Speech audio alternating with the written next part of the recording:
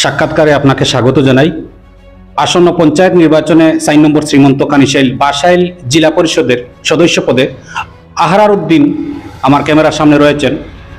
তো আপনার পরিচয় জানবো এবং আপনি রাজনীতিতে আসার কারণ উদ্দেশ্য নিশ্চয়ই আপনি ব্যাখ্যা করবেন। আসসালামু আলাইকুম রহমতুল্লাহ। আমার নাম মোহাম্মদ আহরার উদ্দিন। আপনার বাড়ি? বাড়ি ভাঙ্গা বাজার।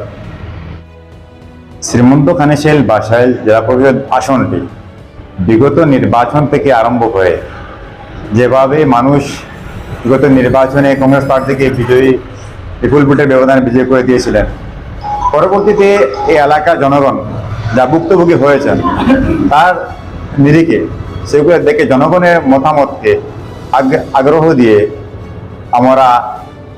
আমি বা আমাদের সহকর্মী সবাই ফিল্ডে এসেছি। আমরা প্রথমত ব্যবসায়ী মানুষ, আমার ব্যবসায়িক আমাদের জীবনযাপন চলে, অসুবিধা নেই আমাদের। কিন্তু রাজনীতিতে এসেছি আমরা এই জন্য যে মানুষের যে কষ্ট, মানুষের প্রাপ্য, মানুষের ন্যায় এগুলো পাইয়ে দিতে আমরা সচেষ্ট হব, এই বলে আমি আমার রাজনীতিতে পদার্পণ করেছি। আচ্ছা, আপনি একজন ব্যবসায়িক, আপনার কথা থেকে বুঝতে পারলাম আপনি একজন ব্যবসায়িক পরিবারের মানুষ। তাহলে আপনার যে আগন্ত জীবন রয়েছে, আপনি তো ব্যবসা বাণিজ্য করে আপনি আপনার জীবন যাপন করতে পারতেন। আপনি এমন কি ইন্টারেস্ট রয়েছে যে রাজনীতিতে আপনি এই রাস্তা আপনি নির্ণয় করলেন এই রাস্তায় আসবেন বলে? দেখুন, প্রথমত আমার বাবা আমাদের এই আসনে কয়েকবার প্রেসিডেন্ট ছিলেন, কোঅপারেটিভ চেয়ারম্যানও ছিলেন, সঙ্গে জেলা পরিষদও ছিলেন। আপনার বাবার নাম? বাবার নাম মরহুম আতাউর রহমান। তিনিও জেলা পরিষদ ছিলেন? জেলা পরিষদ ছিলেন। আচ্ছা আচ্ছা। শুধু যিনি জেলা পরিষদ ছিলেন না, তিনি বারংবার সভাপতি ছিলেন আমাদের নর্থ ওয়েস্ট বদরপুর গাঁও পঞ্চায়েতের, এবং তিনি নর্থ ওয়েস্ট বদরপুর কোঅপারেটিভ সোসাইটির চেয়ারম্যানও ছিলেন। জনগণ ওনাকে বারংবার বিজয়ী করেছেন। উনি সমাজের সঙ্গে যে কাজ চালিয়ে যাচ্ছেন, যে কাজ করে গিয়েছিলেন, তারই নিরিখে জনগণ আমাদেরকে বাধ্য করেন সেই আজকে পলিটিক্সে আসতে। আমার বাবাও ব্যবসায়ী ছিলেন, আপনারা সবাই জানেন। আমার বাবা একজন কাঠ ব্যবসায়ী, বিশিষ্ট কাঠের ব্যবসা ছিল আমার বাবার। আমাদের বাংলায় একটি বাবার সমিল আছে, আর সঙ্গে পলিটিক্স করছেন শুধু জনগণের কাজের জন্য। আজও আমরা বাবার সেই পথ অনুসরণ করছি। আমাদের সবাই পার্সোনাল নিজের এস্টাবলিশমেন্ট বিজনেস সবার আছে।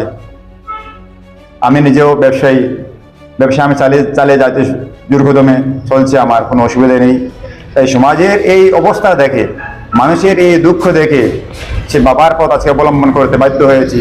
মানুষ আমাদেরকে ঘর থেকে ডেকে বাড়ি করে নিয়ে আসছেন যে মানুষের ন্যায্য পাওনাগুলা যথাযথ মানুষ যেভাবে পায় সেটা আমাদের মাধ্যমে মানুষ পাইতে আগ্রহ। তাই আমরা জনগণের এমন কি দুঃখ দুর্দশা দেখতে পারলেন? দেখুন, আপনারা সবাই অবগত আছেন, বিগত নির্বাচনে আমাদের এই আসন থেকে যিনি নির্বাচিত হয়েছিলেন, ওনার প্রতিনিধি আমাদের সকলের ভোট ব্যাংক নিয়ে তখনকার সময় আমাদের আশ্বাস ছিল যে 12 জন প্রতিনিধি হয়েছিলেন কংগ্রেস দল থেকে। জেলার সীমান্ত জেলার সবার একটা আশা ছিল যে আমরা এই চেয়ারম্যান পদটি আমাদের কংগ্রেসই দখলে থাকবে। সেই প্রত্যক্ষ ভোটে নির্বাচন হয়ে পরোক্ষভাবে ওনার ভোটটি আবার সেই বিজেপি চেয়ারপারসনকে ভোট দিয়ে উনি জয়যুক্ত করেছেন। এমনকি উনি গর্বের সাথে বলেছেন, সেটা আমার সবাই দেখতে পাচ্ছেন, আপনারা সবাই দেখতে পাচ্ছেন, বারংবার সোশ্যাল মিডিয়ায় সেগুলো আসছে। উনি কি করেছেন এবং কি করেন নাই সবার অবগত আছেন। এমনকি আমাদের একটি বিশেষ সমাজ রয়েছে, সেখানে সেই সমাজের সাথে তিনি যেগুলা কাণ্ড করেছেন সেগুলো জনসমক্ষে ভেসে উঠছে বিগত কয়েক বছর যাবৎ থেকে করে আসছেন তিনি। সেই মানুষগুলার কথা শুনে মানে অত্যন্ত দুঃখ আসলো। তারপর মানুষের সঙ্গে আমরা যখন যোগাযোগ আরম্ভ করে নিলাম, তখন একসময় মানুষ আমাদেরকে বাধ্য করলো যে প্রতিনিধিত্ব করার জন্য। তাই আমরা ভেবেচিন্তে বড় ভাইদের সাথে আলোচনা করে, এলাকার জনগণের সাথে আলোচনা করে, আর প্রার্থিত্বের সঙ্গে যারা ছিলেন তাদের সঙ্গে আলোচনার মাধ্যমে আমরা এই পথে অবতীর্ণ হয়েছি। এবং আজ অবধি মানুষ আমাদেরকে যে সাহায্য সুবিধা করেছে, আমরা আশাবাদী নিশ্চয়ই আমরা আল্লাহ রাব্বুল আলামিনের তশরিফে আমরা বিজয়ী হব। এবং হয়ে এই মানুষগুলোর আমরা সেই দুর্দশা, দুঃখ দুর্দশাগুলো অবশ্যই মোচন করব। মানুষের হক পাওনা আদায় করতে আমরা কোনো দ্বিধাবোধ করবো না, অন্যায়ের বিরুদ্ধে আমরা রুখে থাকবো। আপনি কি কোনো দলীয় টিকিট পাননি, আমরা না আপনি কোনো চেষ্টাই করেননি দলীয় টিকিট পেতে? আমরা তো অরিজিনালি আমরা কংগ্রেসের ছিলাম, কংগ্রেস আজও আমরা কংগ্রেসের আছি। তাহলে কেন কিন্তু- আপনি কংগ্রেসের টিকিট পেলেন না? আমরা টিকিট দাবি করেছি, আমরা 6 জন টিকিটের দাবিদার ছিলাম। তার মধ্যে সবার একটা কথা ছিল যে যদি কেহ নবাগত বিজেপি থেকে আসে কংগ্রেসে, ওদেরকে টিকিট থেকে বারণ করার জন্য সবাই বলেছিল। আমাদের মধ্যে এও কথা ছিল যদি আমাদের বাকিদের মধ্যে যদি যে কোনো একজন টিকিট পেয়ে যায় আমাদের কোনো অসুবিধা নেই, আমরা ভোটে ময়দানে লড়বো না।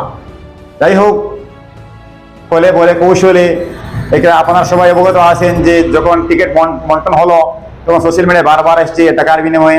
এটা বাস্তব কথা, এটা বড় অঙ্কের বিনিময়ে অবশ্যই আমরা বিজয়ী হব। মানুষের যে ভাবমূর্তি আমাদের সঙ্গে চলছে বা সমাজ যেভাবে চলছে, অবশ্যই বিজয়ী হওয়ার পর আমরা সেবা সমাধি করবো। সেবা সমাধি করে অবশ্যই জনগণের পরামর্শ নিয়েই আমরা কোনো এক মহান দলে যোগদান করব। কিন্তু বিগত দিনে যেভাবে হয়েছে কখনো এটা হবে না। মানুষের যে আবেগকে নিয়ে আমরা বিজেপিকে সাপোর্ট করবো, কখনো এখানে হবে না। আমাদের পক্ষ থেকে এটা কখনো হবে না। শুনুন, আপনি সেটা কথা আমি যদি বলতে চাই, তিনি বিগত নির্বাচনে তিনি কি করেছিলেন সবার জানা আছে। বর্তমানে আপনারা সবাই জানেন, আমরা সোশ্যাল মিডিয়ায় দেখতে পাচ্ছি ওনারই বোন আনিপুর জেলা পরিষদ আসনে দেখতে পাচ্ছি বিজেপি সদস্য হিসাবে জেলা পরিষদ পদপ্রার্থী। এটা থেকে কি আমি বলার কিছু নেই, জনগণ বলবে, বুঝবে কি করবে, কি হবে ভবিষ্যৎ পরিকল্পনা ওনার। সেদিকে আমি বেশ কথা বলতে চাচ্ছি না, সেটা হচ্ছে ওনার একান্ত ব্যাপার। উনি বিগত দিনে যা করেছেন অবশ্যই সেদিকে ধাবিত হবেন। ভোটের বিষয়ে আমি এটাই বলবো যে মানুষ যেভাবে আবেগ হিসাবে ভোট দেবে, মানুষ বিগত নির্বাচন হিসাবে দিয়েছিল ভোট, সেটা উল্টা হয়েছে। এবার মানুষ যেভাবে আবেগ হয়ে আমাদেরকে ভোট দিবে, সেটা মানুষের সেই বিশ্বাসটুকু জায়গা থাকবে, মানুষের সেই ন্যায় পাওনাটুকু আমরা দিয়ে দেব। মানুষের কার কোনো কষ্ট আমরা পেতে দেবো না। অবশ্যই যার যেগুলো আছে সেগুলো আমরা সাহায্য সহযোগিতা করে হাত বাড়াবো। আমরা এখনো পর্যন্ত অঞ্চলে কতটুকু সাড়া পাচ্ছেন? আমরা অবশ্যই আমাদের যে 5টি জিপি রয়েছে, প্রত্যেক জিপি থেকে আমরা ভালো সাড়া পেয়েছি। বিশেষত আমাদের যে অঞ্চল, সেই অঞ্চলে পুরা সম্পূর্ণরূপে সাড়া পেয়েছে আমরা। এবং আমাদের যে এই যে নতুন যে জিপিটা যুক্ত হয়েছে আমাদের জেলা পরিষদের সঙ্গে, সেই সীমান্ত কানিশাল জিপি, সেখান থেকে ভালোভাবে সাড়া পেয়েছি। সেখানের এই লোকজন আমাদেরকে উদ্যোগ নিয়েছে এগিয়ে নেওয়ার জন্য। তাই আমি সকলের দোয়া আশীর্বাদ চাচ্ছি যেন সবাই আমাদেরকে যেন বিপুল আমাদের যে ছবি নির্দলের প্রতীক, আমাদের কাপ প্লেটের ছবি, সেই ছবিতে ভোট দিয়ে আপনার সকলের সাহায্য সহযোগিতা কামনা করে আমার এই ক্ষুদ্র এই বক্তব্য শেষ করলাম। আসসালামু আলাইকুম, ধন্যবাদ। আসসালামু আলাইকুম, নমস্কার। আমি হারুন রশিদ। বিগত 5 বছর আপনারা আমার ভোট দিয়া কালীগঞ্জ জিপি 5 নম্বর ওয়ার্ডে আপনারা সবই নির্বাচিত হসলা। আমি যত সময় পারছি সবার লইয়া সহযোগিতা করিয়া 5 বছর কাটাইছি। সুখে দুঃখে মানুষের সাহায্য মতো আমি চেষ্টা করিয়া গেছি। আর এইবারও আমি নমিনেশন আপনারা আশীর্বাদ চাই নমিনেশন দিছি, আপনারা সহযোগিতা করতে সবে। আশা করি আমার যদি আপনারা ভোট দিয়া নির্বাচিত করেন, সামনের দিন আপনারা লইয়া সবসময় চলার সহযোগিতা করব। ছবি আমার নির্দল লেফটনের ছবি। কত নম্বর ওয়ার্ড থেকে? কালীগঞ্জ জিপি 5 নম্বর ওয়ার্ড, বাজার সমষ্টি। মানুষকে গিয়া খুশি কতটুকু সারা মানুষ আপনার সন্তুষ্ট? আমার আশা তো আমি ইনশাল্লাহ আল্লাহ পাস করাইতে সব আছেন আমার লগে। যদি পাস করেন তাহলে সবার পরামর্শ লইয়া করবানি সহযোগিতা। সবে যদি আমারে ভোট দিয়া প্রতিনিধি বানায়, আমি সবার লইয়া সহযোগিতা কর্ম। অথচ এরিয়ার যত ময়মুরব্বী হল আছেন যুবক ভাই ভাই ভাই বোনিন সবরে লইয়া মিল মিলাত বিতে দিয়া চলমু। আর আমি বিশেষ করে আমার ওয়ার্ডর যে মানুষগুলা আছেন সব সম্প্রদায়ের মানুষ আমার ওয়ার্ডও পাঁচ সম্প্রদায়ের মানুষ আছেন আমার ওয়ার্ডও, সবার আশীর্বাদ চাইয়া সবর লইয়া চলমু আশা করি। এই বলি আমার বক্তব্য আমি শেষ করি।